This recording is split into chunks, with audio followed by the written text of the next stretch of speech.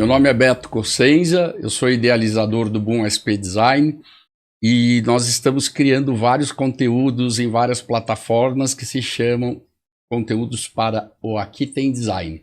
Fiquem ligados que é um monte de coisa bacana para a gente conhecer, discutir e viajar sobre as questões da arquitetura, design, arte, por que não gastronomia, né, que é uma forma de desenhar. E hoje o nosso convidado é Fabrício Ronca. E aí, Fabrício, tudo bom com você? Tudo bem, e você, Beto? Como é que tá? Obrigado aí por ter aceitado o convite. E sem milongas, eu queria saber de você. Você nasceu no estado de São Paulo, foi para Minas, se formou no Paraná. Conta pra gente um pouquinho qual que é essa trajetória. Tem uma história meio nômade, assim, né? Eu nasci em Ribeirão Preto, né, em São Paulo, mas desde de pequenininho, assim, logo bebê, né? Meu pai, como ele trabalhava em banco, né, naquela época mudava bastante, assim, a gente foi para Minas Gerais, então, para Frutal, depois fui para BH, então cresci em Minas, né, e depois eu fui fazer faculdade em Londrina, no Paraná, né, então, bacana. Fiquei rodando bastante, assim, isso foi muito bom, até para essa questão da criatividade, né, eu acho que me ajudou muito. É bom mesmo, porque aí você tem 3 estados como referência, né? Porque a hora que você está visitando a casa da avó, você está no estado de São Paulo. Uhum. A hora que você vai visitar os amigos, você está em BH e criou um novo universo no Paraná, né? Sim. E aí eu cresci em São Paulo também, porque minha família, minha avó morou sempre aqui, meus tios, né? Então, sempre passei as férias em São Paulo, assim, né? Ia pro litoral aqui, então sempre curti muito também a região aqui. E aí, Fabrício, você foi estudar na UEL? Isso. O que você fez lá de bom? Eu me formei em arquitetura, né? Na UEL, uma faculdade, assim, referência, né? Hoje até no Brasil. E a arquitetura, assim, ela começou desde cedo na minha vida, né? Porque quando eu morava em BH, minha mãe não tinha com quem me deixar, então ela me levava, ela fazia artes plásticas na Guinhara, uma faculdade lá em Belo Horizonte. E essa faculdade ficava no Palácio das Artes, que era um prédio do Oscar Niemeyer. E Belo Horizonte também tem muitas obras do Niemeyer, né? Então você já cresce ali bebendo dessa fonte, né? Então, assim, foi algo que eu cresci nesse meio, né? E acho que não tinha como eu não escolher arquitetura, no caso. E foi o caminho que eu escolhi daí. E você concorda com a turma por aí que a melhor obra do Niemeyer é a Pampulha, ou qual é a sua obra predileta? Eu acho que o conjunto da Pampulha, ele é incrível, né? Mas eu gosto muito da coleção dos Palácios de Brasília. Eu acho que são uma obra-prima do Niemeyer. Gosto bastante. E o que você acha do disco voador em Niterói? Eu gosto também. Eu até fui visitar lá no Encontro de Arquitetura, que eu fui em 2000. Foi em 2000. Tinha um Encontro Nacional de Estudantes de Arquitetura. E foi lá no MAC, né? No Museu de Niterói. É incrível, assim, as visuais, as sensações, né? E a forma de executar, né? Aquela plástica de arquitetura, né? Que o Niemeyer tem. E saber trabalhar, assim, com o entorno, né? Ele consegue captar, né? Conseguir captar visuais, assim, do entorno, que só ele tinha esse olhar, né? De juntar o urbanismo com a arquitetura, né? E toda aquela beleza do Rio de Janeiro. Então, é uma obra incrível, assim. Acho que uma grande maioria das obras do Niemeyer, né? Eu acho incrível nós brasileiros, e até mesmo quem vem de fora, olhar para a obra de Niemeyer e pensar que a grande potência dele, criativa, foi de 50, 70, por aí, e não tinha computador, né? Sim. Não tinha SketchUp, não tinha nada, né? O cara fazia na mão, né? Uhum. E o que você acha isso do processo criativo sair da mão e essa molecada agora toda envolvida com tecnologia? O que você acha disso? Eu acho o desenho, assim, essencial, né? Eu sempre falo que o desenho, ele é uma forma de linguagem, né? É essencial para quem trabalha com criatividade, com arte, com arquitetura, com design, igual você estava falando, até gastronomia mesmo, né? Você tem que criar alguma coisa na mão antes para você saber das proporções, né? Das cores, e você harmonizar tudo isso. O desenho é legal porque você tem uma amplitude muito maior. A tela do computador te limita, né? A uma visual muito pequena ali. Você não consegue captar realmente o todo. Quando você está desenhando na mão, você consegue ter, né, esse vislumbre total, assim, da tridimensionalidade, né, do objeto. E, para mim, desenhar à mão antes de projetar no computador ou modelar e renderizar é essencial. Sim. E que tamanho de papel que você gosta de desenhar, Fabrício? Hoje eu desenho em vários formatos, assim, né? Hoje eu tô até com um caderno da Fabriano, A4 mesmo, né? Que eu tenho usado mais. Mas eu acho assim que qualquer pedaço de folha, de papel que você tiver sobrando no espaço que você puder explorar, é bacana. Então, assim, sempre eu dou até uma dica, né, pros meus alunos, assim, que é sempre ande com uma caderneta, um caderno, alguma coisa, porque quando pintar os momentos de insight, assim, Na hora. né, aí você tem que passar na hora. Às vezes você tá até quase pegando no sono, aquele momento de alfa, né, onde você tá mais ligado, assim. Você está mais desconectado do mundo, das coisas, né, que te tiram ali o foco e que às vezes vem as ideias mais interessantes. Então é sempre importante você estar assim com algo na mão. Eu tenho até o meu celular, eu uso um celular que tem a canetinha, né?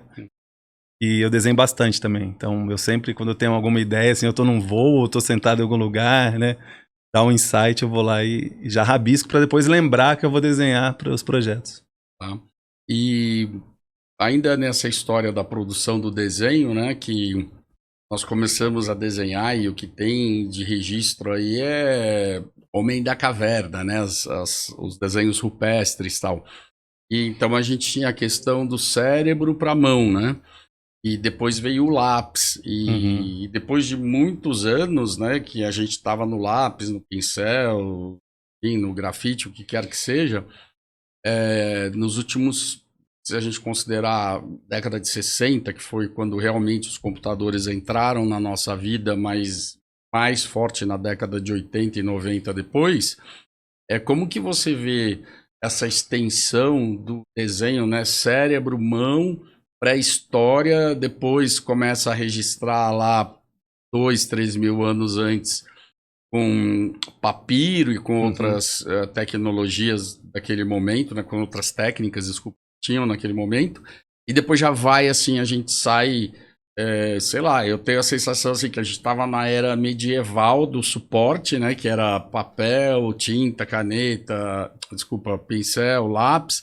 E a gente já vai para essa tecnologia. Como você acha que o cérebro se comunica com esse pincel, com esse suporte digital, né? Eu queria que você contasse um pouquinho sobre isso.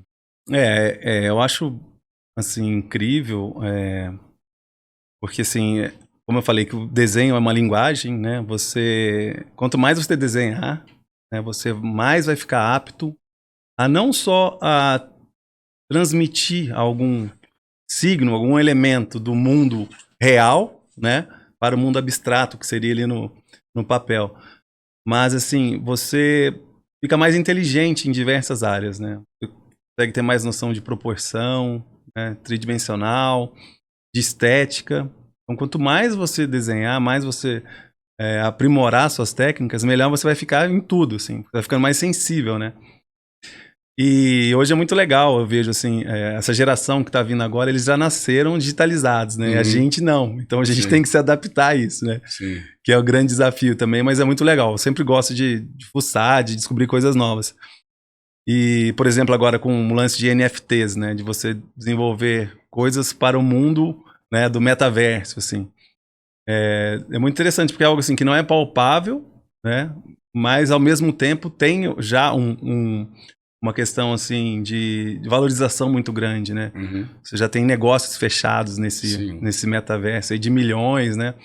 Cada vez mais empresas estão investindo nisso. E eu acho muito legal, assim, pela questão da customização, de você poder experimentar coisas novas sem necessariamente você ter algo físico ali, né? Por exemplo, você pode inventar uma roupa, sei lá, da Nike, você vai criar um tênis novo, um Jordan novo da Nike, você pode customizar do jeito que você quiser no metaverso. Isso futuramente a empresa vai desenvolver para você, personalizando, né, esse calçado, e você vai ser o único que vai ter. Não dá essa ideia, porque se o Bruno Falco estiver ouvindo isso aqui, ele já deve estar com uns 45 pares já no deve ter até metaverso. pedido, já. Então é muito legal essa interação, assim, e isso é muito acelerado, né? Eu vejo cada vez mais. Mas como eu tenho certeza, assim, que nada vai substituir, né, o físico também, porque essa questão de interação, de você ter o calor humano, o toque, né, o tato, os sentidos, né? O meio do metaverso nunca vai tirar isso, né? Que é o lado humano mesmo do design. E, e você atuou na arquitetura. Conta essa tua vida aí de arquitetura, como que é isso? Eu trabalho, assim, é um braço menor do escritório hoje. Eu faço alguns projetos, assim, bem direcionados, né, de arquitetura. São projetos que realmente interessam a gente vai lá e faz, né. Normalmente os clientes que vêm procurar, né, meu trabalho, assim, eles já sabem que querem um estilo que eu trabalho, que eu gosto, né, que ele se identifica. Então eu tenho feito também algumas casas, alguns projetos de corporativo, assim, né. Mas a arquitetura era assim, era um foco principal, né, do escritório no começo. E a gente trabalhava com arquitetura, com interiores, né? E o design era apenas uma pequena partícula, assim, do nosso trabalho. E foi até uma questão, assim, de necessidade. Na época eu trabalhava com escritório de arquitetura e dava aula na Unopar, né? Aula de design de interiores. Só que teve uma crise no Brasil muito grande na época e o mercado estava muito saturado, né? Estava se formando uma gama enorme, assim, de arquitetos.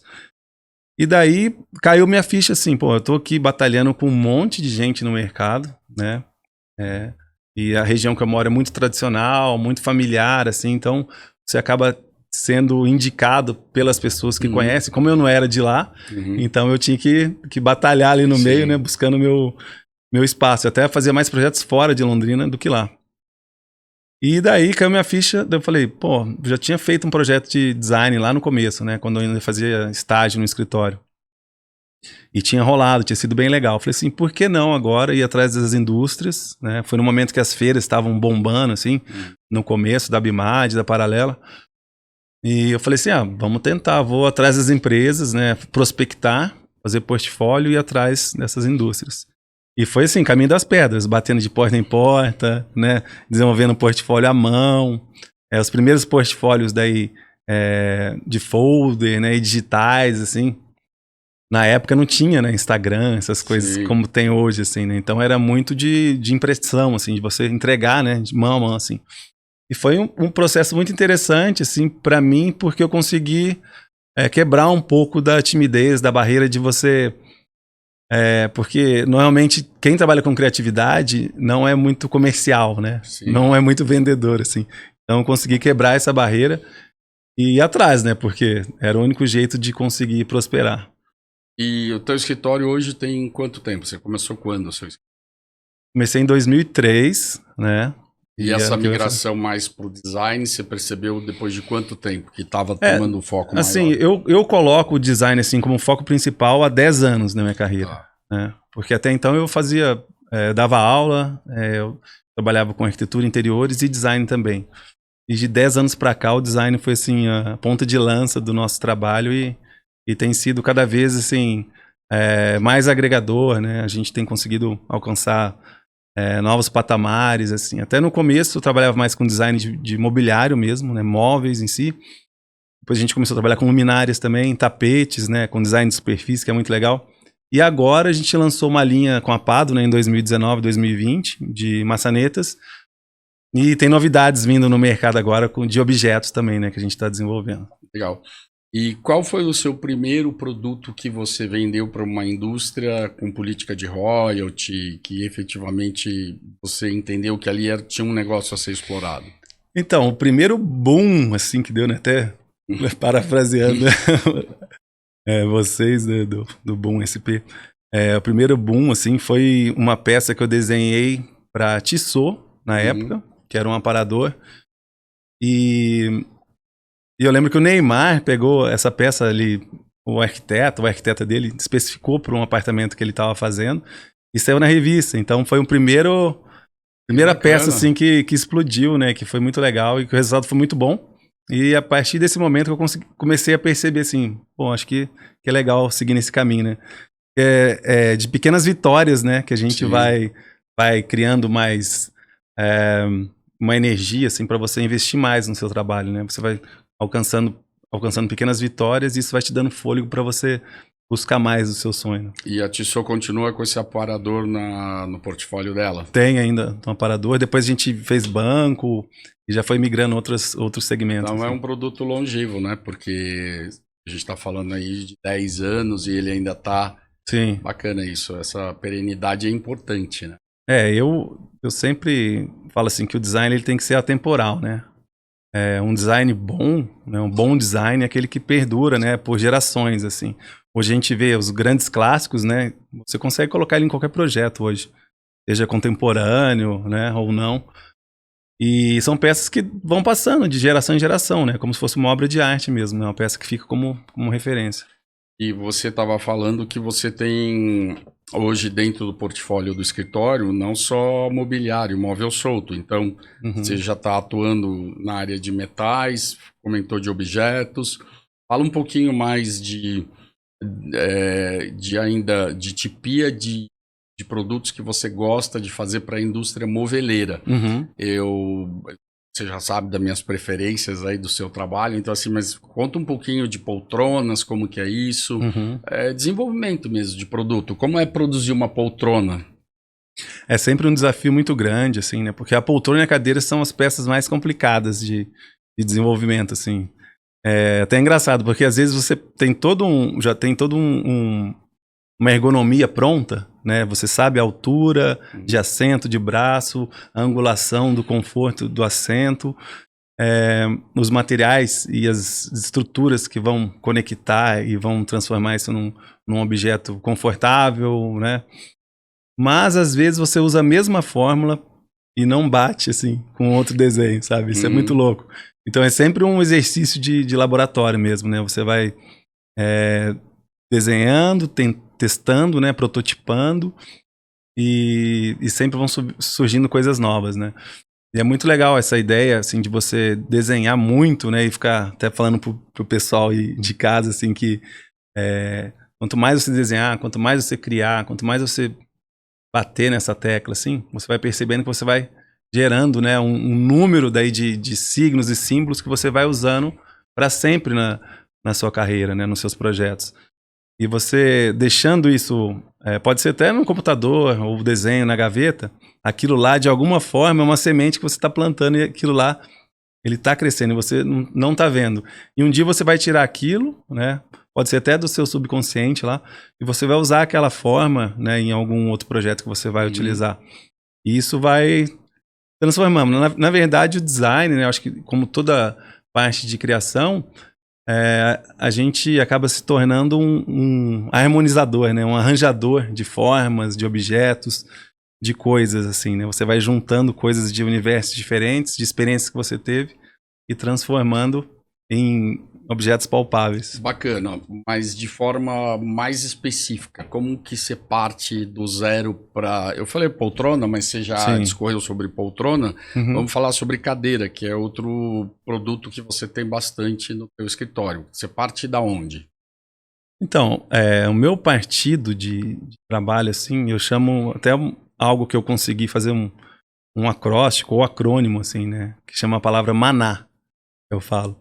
É memória afetiva, natureza, arquitetura e híbrido, né? Que são os quatro elementos que eu trabalho na minha criação, assim. Então eu sempre busco, né, trazer algo desses elementos aí, né? De memória afetiva, aquela história de casa de vó, de tia, de aconchego, de coxa de retalhos, né? Da arquitetura como formação minha mesmo. E eu vejo o mobiliário como arquitetura em escala reduzida, né? Porque tem forma, função e estrutura. Eu sempre tento utilizar isso nos meus projetos. Até quando eu comecei a desenhar os meus primeiros móveis, eu fazia como se fosse uma galeria, assim. Então, eu fazia a escala humana, né? E era uma mesa, e tava tipo pegar o MASP, assim, né? Como exemplo. Tinha aquele vão, né? Vão livre. E eu colocava os pés, assim, da mesa e desenhava a escala humana embaixo. Então, eu sempre fiz esse link de mobiliário com arquitetura, né? E natureza, porque eu trago muito da biofilia e biomimética, né? Para os projetos. Inspiração em fauna, flora, né, nos sentidos mesmo.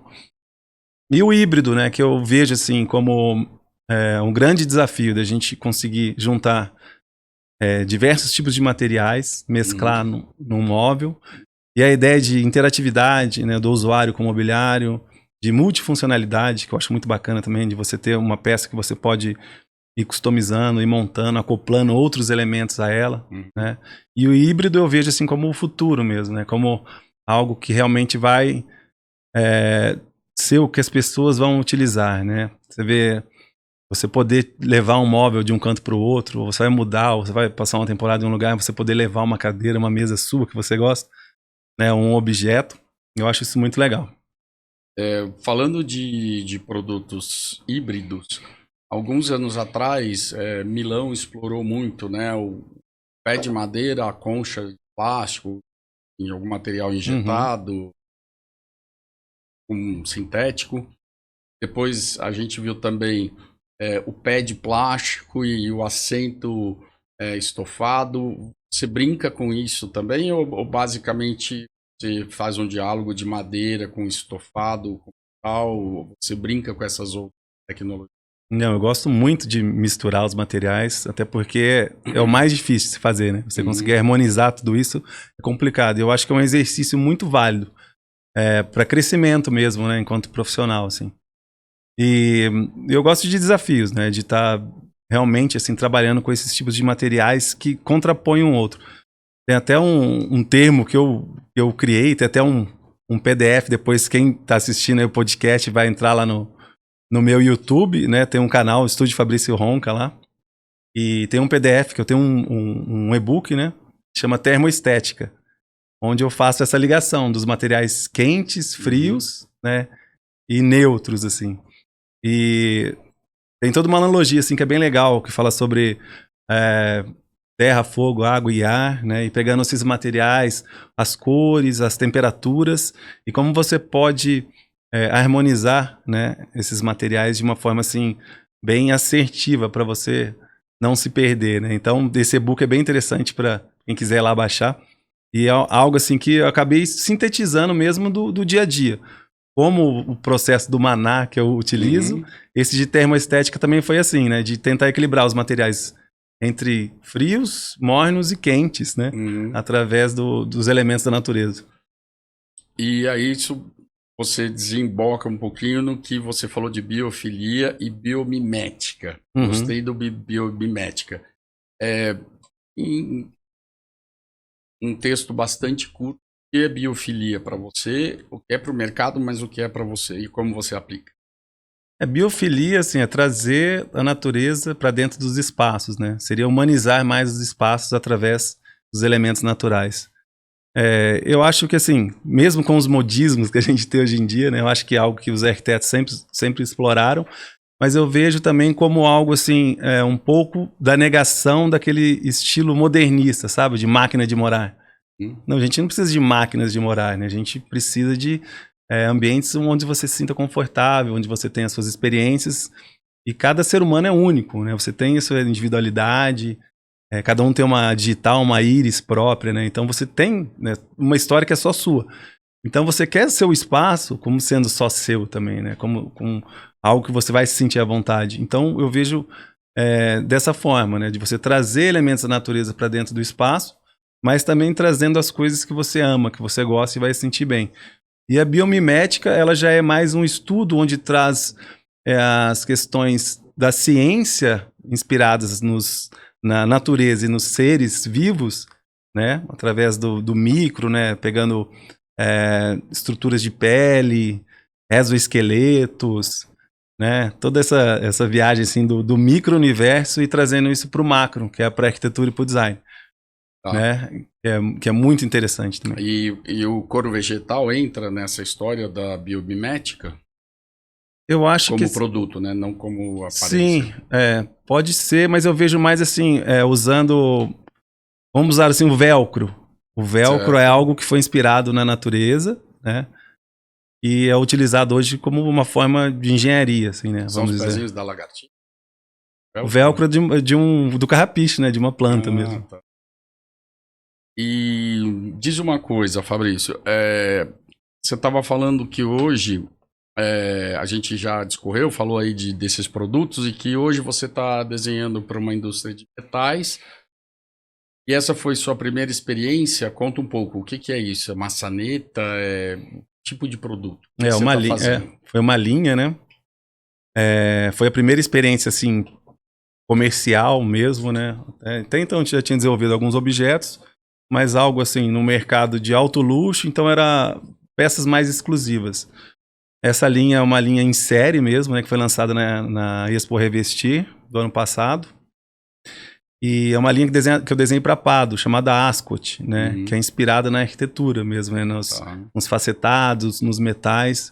E muito interessante. Tem puxador e maçaneta também. E é para utilização em porta, armários, gaveteiros? Portas tradicionais, assim, de interiores e também para portas de entrada, né? E você falou que você está começando a explorar objetos. O que é isso na tua cabeça? Então, eu comecei a perceber assim, quando a gente começa a ampliar o leque de atuações, isso tudo começa na nossa mente, né? Às vezes a gente se limita, né? Nós nos limitamos assim a algo que está em nossa frente, a gente acaba perdendo um monte de oportunidades que estão em volta. E foi cair minha ficha, comecei a pensar, falei assim, por que não desenhar produtos também, né? Sendo que o Brasil tem grandes indústrias, né? Nós temos um material humano riquíssimo que não é explorado até. Grandes designers, né? Grandes artistas que acabam fazendo pouca coisa. E às vezes coisas assim, muito fora do mainstream, coisas muito artesanais, né? E daí eu comecei a explorar isso, desenhar mesmo, né? Como aconteceu com o design de produtos, de imobiliário, eu comecei a desenhar peças e oferecer às indústrias, né? Legal. E fui criando daí os portfólios, né? Criando esses catálogos assim virtuais e fui oferecendo mesmo, né? No mercado. E com o tempo você vai fazendo network, vai conhecendo as pessoas e agora as portas estão começando a abrir e esse ano agora de 2023 já na BUP e na Biomad nós vamos ter novidades aí nessa área. Que bacana. Vamos aguardar aí para conhecer. E o universo fashion, como que você vê isso, que é uma indústria que no Brasil ela sempre existiu, ora olhando para a Europa, ora para os Estados Unidos, aí nós tivemos, né, um movimento importante do São Paulo Fashion Week, as empresas acabaram sendo absorvidas por empresas maiores ou fundos de investimentos. E como que você se relaciona com esse universo fashion? Você já brincou com isso? Já produziu para esse mercado? Como que é isso dentro da tua cabeça criativa? Ainda não produzi nada, mas é fonte de inspiração sempre, né? Eu falo que a música, né, a moda e o automobilismo, eles sempre estão na frente, né? Assim, sempre lançam antes, né? Sim. Então sempre é uma fonte de inspiração riquíssima, assim, gosto muito, né? Até a gente sempre vai em Milão nas feiras, né? A gente sempre tá passeando ali nos arredores, né? E com certeza, assim, é algo que eu quero fazer. O máximo que eu cheguei a desenhar foram os tapetes, assim, né? Que é um design de superfície também. Já tem mais essa pegada, assim, abstrata, né? De trabalhar um elemento mais bidimensional. Certo. E eu acho show, assim, e acredito que em breve vamos estar desenvolvendo também para essa área. Legal. Então, galera, vocês que estão ouvindo aí as dicas do professor Fabrício Ronca, ele falou de produtos de design ligados à indústria moveleira, já falou de acabamentos, eu não sei se maçanetas e puxadores seria considerado acabamento, mas são metais mais pesados que exigem formas, enfim, é um outro tipo de desenvolvimento. E ele falou de objetos, então olha aí, ó. O cara é arquiteto, design, está explorando todas essas áreas e ele olha muito para o automobilismo, para a música e para a moda. E eu concordo plenamente, porque se hoje você vê, vou dar um exemplo, normalmente as marcas que arriscam mais, né, uma BMW, uma Mercedes, se você passa a ver isso, um azul turquesa na rua, ou um azul assim um pouquinho fora da tabela do Pantone que a gente está habituado, você olha, né? Você pode escrever que dali a pouco vem outras coisas, porque a indústria da pigmentação não é pequena e ela influencia o nosso consumo como consumidores e vocês como criativos, né? E vão trazendo isso. Fabrício, me diz uma coisa. Como que você está achando, como arquiteto e como produtor de design, como criativo, né, da indústria criativa do design, o que você está achando desses micro apartamentos que a cidade de São Paulo está sendo invadida por eles, né? A semana passada eu estava discutindo com um empresário, ele lançou apartamentos de 18 metros quadrados, né? Isso é desumano? Isso é humano? Como que dá para projetar, fazer interiores, peças, móveis, e a pergunta final, viver, né? Como que é isso? Como que você está achando esse movimento aí? É um desafio grande para quem trabalha com interiores, com design, né? Para os arquitetos, enfim. Porque assim, você tem que, às vezes, nem escolher móveis em lojas, né? Você tem que projetar, né, para pequenos espaços. E eu vejo que é uma necessidade de mercado, né? Muitas pessoas utilizam esses imóveis, assim, às vezes sazonalmente, né, para trabalhos, né, pontuais. Outras pessoas tinham a família grande, né? Às vezes casais que não estão mais juntos e quer morar num espaço pequeno, ou tem outros imóveis também.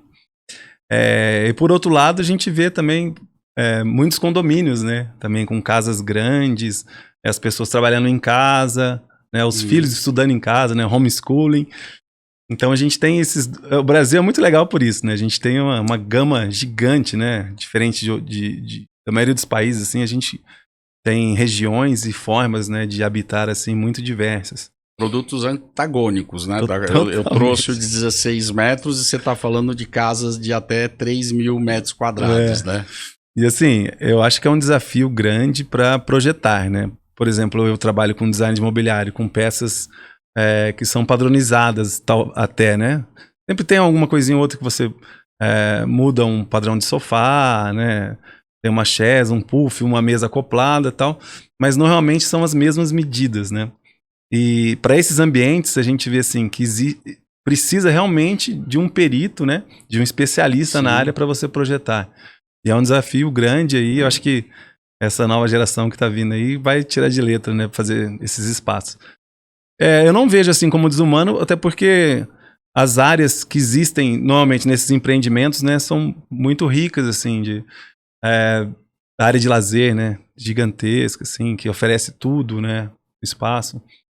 E normalmente acaba sendo como ambiente de dormitório apenas, né? Sim, o pessoal vai para dormir. Já que a gente está falando de dormitório, ser mais humano, etc., e você tem achado desses grupos que estão se organizando em função do envelhecimento da nossa população, né? A gente já está com uma curva de decréscimo aí no Brasil, né? Pessoas com 60 a mais buscando apartamentos de 2 quartos, onde todo mundo tem a mesma idade, a área de lazer está compatível, então são meio que clubes, né? Condomínios, sim. Clubes com um público muito específico.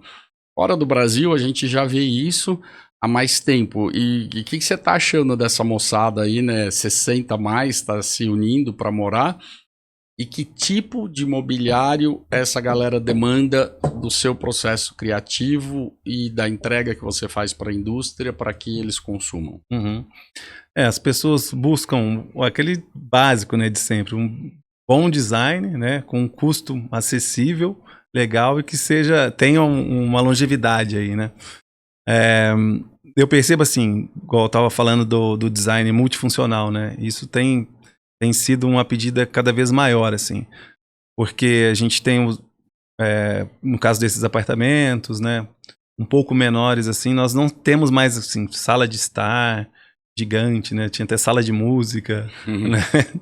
Hoje tudo é muito integrado, então, assim, às vezes você colocar uma peça icônica, né, que você desenvolve, um sofá que tenha 2 lados, já tem um sofá table embutido, uma mesinha lateral onde você pode colocar ali revistas, vasos, né, com luminária, tudo no mesmo mobiliário. Eu acho isso muito bacana, muito interessante. E assim, é um desafio sempre grande a gente explorar isso e conseguir trazer esses elementos para acoplar nesse mobiliário, né. Eu gosto muito dessa história de você poder tá mudando o móvel, né, você tem esse sofá e você pode trocar, né, o tipo do revestimento da bandeja, sabe? Você cansou da madeira, você pode colocar ali de mármore, né? Você pode acoplar um outro elemento ali que vai ser um cachepô, sei lá, ou um castiçal, né? E você vai moldando, né, com a necessidade. E é uma peça que você pode levar e depois você vai utilizando em outros espaços do jeito que você quiser, customizando, né? Mas voltando na palavra terceira idade, né, que daqui 2 anos eu já tô daqui 2 anos eu já tô com esse cartãozinho. Você tem consultoria. Eu tô em consultoria. Já tem demanda específica para esse público ou você acha que ainda a indústria brasileira está indo normal? Eu vou dar um exemplo de uma indústria italiana que presta atenção nisso, que é a Natuzzi. Você acha que tem alguma empresa brasileira já começando essa discussão com você? Assim, ainda não tem nada muito específico, né?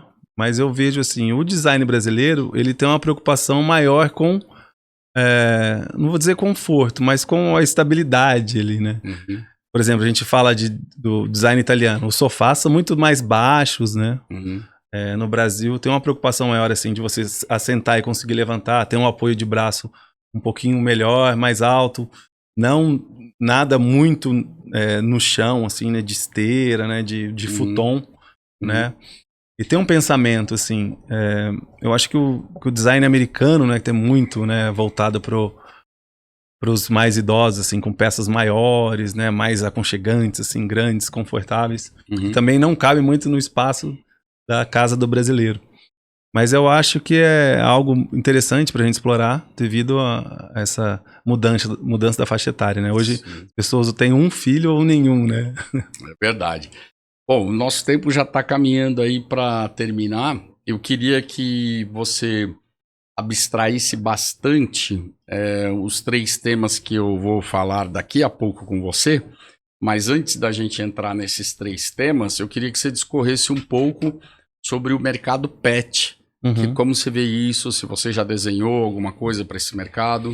Eu já fui convidado a desenhar, eu acho bem bacana, assim. Tem um mercado, principalmente no lado financeiro, gigante para a gente trabalhar. Não só com mobiliário, né, para pet, mas pensando em acessórios, roupas e tudo mais, né? Até esses dias eu estava na Oscar Freire passando, tem uma padaria ali, né? Só para pet, né? Sim. Eu achei incrível, assim, a ideia, porque realmente tem um público gigantesco. E até na Europa, assim, você acha muitos acessórios. Tem já home centers, assim, de pet, né? A gente consegue encontrar um monte de coisa. No Brasil tá começando... Assim, eu já vi algumas coisas de mobiliário, mas nada, assim, tão abrangente como a gente vê fora do país, né? O que você gostaria de desenhar para o seu cachorro que ele ainda não tem? Bom, eu tenho uma cachorrinha, a Chloe. Ela não gosta de dormir em casinha de cachorro, ela não gosta de dormir em colchão, ela gosta de ficar embaixo do ar-condicionado, com a barriga pra cima. Eu acho que, assim, acessórios é muito legal, né? E percebo, assim, quando vai no banho, na tosa, né? Vai no pet shop, ela volta com uns lacinhos, com umas coisas que tem um gosto meio duvidoso, assim. Eu acho que daria pra explorar essa parte, assim, fashion dos pets. Legal. Agora, esquecendo e na realidade não esquecendo, mergulhando de forma mais profunda, você falou 3 temas importantes para você que te são muito caros no processo criativo, que é a música, a moda e o carro. Eu vou deixar a música por último, por questões óbvias, daqui a pouco vocês vão ficar sabendo. Mas carro, o que é o carro? Quem é esse carro? Qual que é a fantasia? Espera aí, tem que parar e regravar isso. Aperta aí um botão qualquer. Continua. Tá, então, do universo carro, né, Fabrício? O que é o carro para você? Quem é esse carro? Quem é essa marca que te pegou, né, e que te transforma e que faz você pensar? Quem é esse? Qual é essa fantasia? Eu sempre gostei muito de formas orgânicas, né? Assim, e eu acho que todo sonho de criança você tem aquela ideia de ser popstar, né? Você ser jogador de futebol, né? Você ter um carro muito massa, assim. E antes de fazer faculdade ainda, uma peça que me chamava muita atenção era a poltrona Egg, do Arne Jacobsen, né? E depois eu fui entender por quê. Porque ela tem muito da pegada do design da Porsche, né? E as formas, né, arredondadas, assim, não arredondadas a ponto de ficar uma coisa over, né? Mas assim, bem delineadas. E eu acabei apaixonando, né? E logo que eu tive a oportunidade, eu consegui uma poltrona Egg, né? Comprei na época. E acho que a Porsche, assim, foi o primeiro carro, né? Primeiro formato de design que eu me apaixonei, né? Até porque tem aquela ligação com o Fusca, né? De memória afetiva. Acho que trouxe toda essa onda. É isso que eu ia te perguntar. Você se apaixonou pelo Fusca ou por um Carreira? Qual foi a história? Conta pra O 911. Legal. Agora sobre moda. Quem é esse cara que grita na tua orelha sobre moda? Então, assim, eu sempre...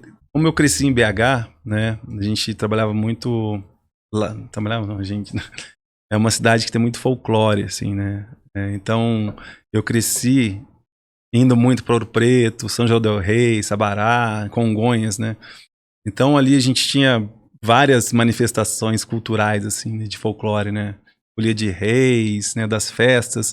Então, sempre fui muito colorido, sabe? As coisas muito coloridas, muito vivas, assim, no folclore mineiro, né? Eu acho que eu comecei a pegar esse regionalismo, gostar dessas coisas, e sempre gostei desse lance, assim, sabe?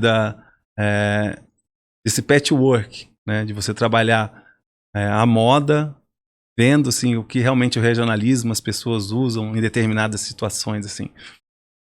Hoje em dia, claro, com o design, né, a gente vai conhecendo as grandes indústrias, né? E vai percebendo que, assim, o nível de exigência, de excelência e qualidade que eles trabalham hoje, né? Você pegar uma botega, né? No trabalho de couro, né? Que eles fazem trançado. Você vê o nível, né? Até eu fui na exposição da Hermès lá em Milão, agora em junho. Você vê a qualidade que eles estão trabalhando, assim, até a madeira que eles usam para fazer as bolsas, né? É uma coisa absurda. Você fala assim, como é que eles conseguiram delinear, né, essa espessura de madeira com estrutura ainda? Então, assim, é uma indústria de excelência e qualidade muito grande que inspira a gente cada vez melhorar mais, né? Então, eles estão num patamar, assim, que todo mundo busca alcançar. Tá. E música, agora é sacanagem. Antes de você falar quem que é o teu predileto, vou revelar um segredo aqui. Fabrício Ronca é músico, teve banda, agora ele só canta nas festinhas de criança da família. Conta isso pra gente, como é? Eu tive, quando era criança, assim, meu sonho era ser músico, né? E eu comecei a fazer aula de guitarra aos 11 anos de idade, em BH, e a gente ia montar uma banda lá na época, mas não deu tempo, eu acabei mudando. Depois eu consegui realizar esse meu sonho de ter banda, né, na faculdade, a gente tocava em festas, depois já ficou mais profissional, chegamos a tocar em eventos, festivais, assim, e a banda chamava Vitrúvios, na época, né? É uma banda formada por arquitetos, e depois, com o tempo, entrou um outro integrante, que é o Elcio, né, que hoje ele tem o Terra Celta, uma banda bem conhecida, e a gente tocava um estilo de música, a gente não tirava as músicas, né, a gente pegava do nosso estilo, fazia música e saía improvisado, assim, né. Acho que por isso que foi tão bacana na época, porque era algo improvisado, a gente fazia um folk rock, aí misturava MPB no meio, aí tocava Radiohead, Elvis Presley, então era uma gama, assim, bem eclética, né, muito, muito legal. Eu gosto, assim, na música, eu acho que os gênios, né, assim, no rock, né, tem o Elvis Presley, né, como um gênio, Michael Jackson também gosto muito, que eu acho que ele conseguiu trazer toda a questão da dança com a música e figurino, né, um cara genial, assim, que vai ficar pra história. E o Radiohead, que eu gosto muito da banda também, porque eles conseguiram misturar o rock and roll com o computador, né, e ao mesmo tempo deixaram uma essência muito grande, assim, né. Eu fui num show um tempo atrás aqui em São Paulo, que era o Kraftwerk e o Radiohead, que foi, assim, realização de um sonho. Nossa, ver essas duas gerações. Imagino. Bom, então pelo que eu tô entendendo, você andaria numa Porsche azul com uma camisa de chita ouvindo Elvis Presley, é isso? No metaverso. Sim. No metaverso. Bom, Fabrício, então agora, antes de eu encerrar, eu queria que você divagasse sobre o que está acontecendo no nosso planeta e o que você vê, o design que você está envolvido, né, que é mais de produto, a médio e longo prazo, 5 e 10 anos, para onde isso tudo está indo, para onde o planeta está indo, para onde o seu planeta está indo. Sim. Eu percebo, assim, que a gente precisa mais voltar à nossa essência, né, buscar o que realmente importa, assim, né, a família, né, os costumes, que às vezes a gente fica entrando numa vibe assim muito globalizada, mas a gente esquece de onde a gente realmente veio, né, e o que é importante, né? Porque quando você é você mesmo, né, quando você descobre quem você é e descobre tudo aquilo que fez você, né, as experiências que você teve, de onde você veio, né, as músicas que você escutou, as brincadeiras que você participou, tudo que você tem de bagagem, tudo que foi relevante em sua vida, que uma história única, né, só você tem essa história. Quando você descobre isso realmente, você vai fazer um trabalho e vai fazer o seu propósito de acordo como Deus te criou para ser. Então, assim, quando você se descobre, tudo fica mais fácil e seu propósito vai dar certo, não tem como dar errado, porque você vai estar colocando para fora a sua verdade, né? E a sua verdade, assim, ela vai cativar e vai fazer diferença no mundo, pro próximo. Bacana, bonito. É isso aí. Amigos, foi muito bacana dividir com vocês esses momentos e com o grande arquiteto e designer Fabrício Ronca. E esse projeto se chama Aqui Tem Design, em várias plataformas, em várias possibilidades. E tá rolando tudo aí no GC para vocês seguirem. E vocês também estão vendo o Instagram do Fabrício, o meu que é do Boom, e de toda essa galera que constrói esses momentos e divide com vocês conhecimento. É isso aí.